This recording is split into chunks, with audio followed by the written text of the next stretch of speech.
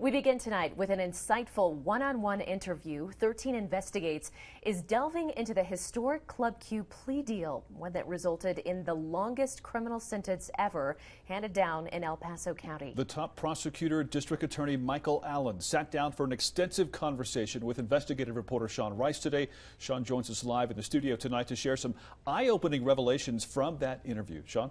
Yeah, Bart and Heather, DA Michael Allen tells me it was Anderson Aldrich's defense attorneys that first extended an olive branch on plea deal negotiations with a little over 1 month after the shooting took place.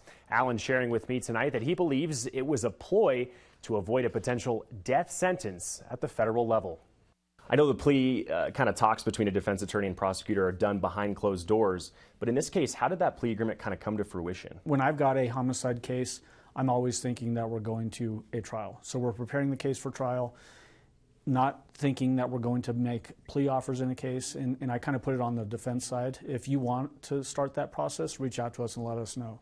That's what happened in this case, is that defense reached out to us first, sometime around the beginning of this year, and we started those negotiations. Was there any pushback on the defense side of things to say we don't want to plead guilty to the bias-motivated crimes because maybe Anderson Aldrich didn't feel as though it was a bias-motivated crime? Was that at all a talking point? They were willing to plead to all of the substantive charges, but wanted to avoid the bias-motivated convictions. And I don't think, of course, if you ask defense, I'm sure they're going to say they didn't feel like it was a bias-motivated offense.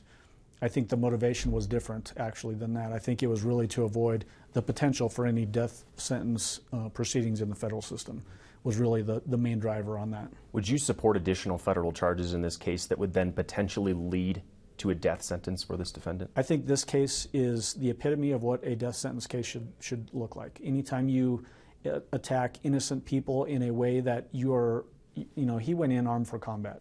He had a .223 caliber rifle, he had a 9mm handgun, he had a tactical vest on with at least 2 flashbang devices attached to that vest.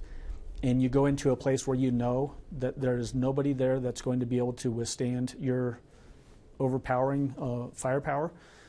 This is exactly the kind of case that the death penalty should be applied to. Just in the last 6 to 8 months, what are your feelings towards this defendant? This was a member of our community for however long of a time that chose to carry out an attack like this. What are your feelings post-conviction and sentencing towards this defendant? Yeah, it really gets back to just the extreme cowardice of this particular defendant.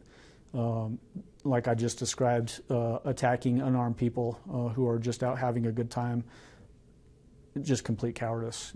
Every single one of us has an inherent right to public safety, an inherent right to live life, and this defendant, in the most cowardly way, took that away from 5 individuals and attempted to murder every single person in that club. And it's just complete cowardice. We've posted our entire sit-down conversation online to hear what District Attorney Allen had to say about Aldrich's use of pronouns in court and is also his mother's possible role in all of this. Head on over to KRDO.com for the raw and uncut version. Reporting live in the studio, Sean Rice, 13 Investigates. All right, Sean, thank you.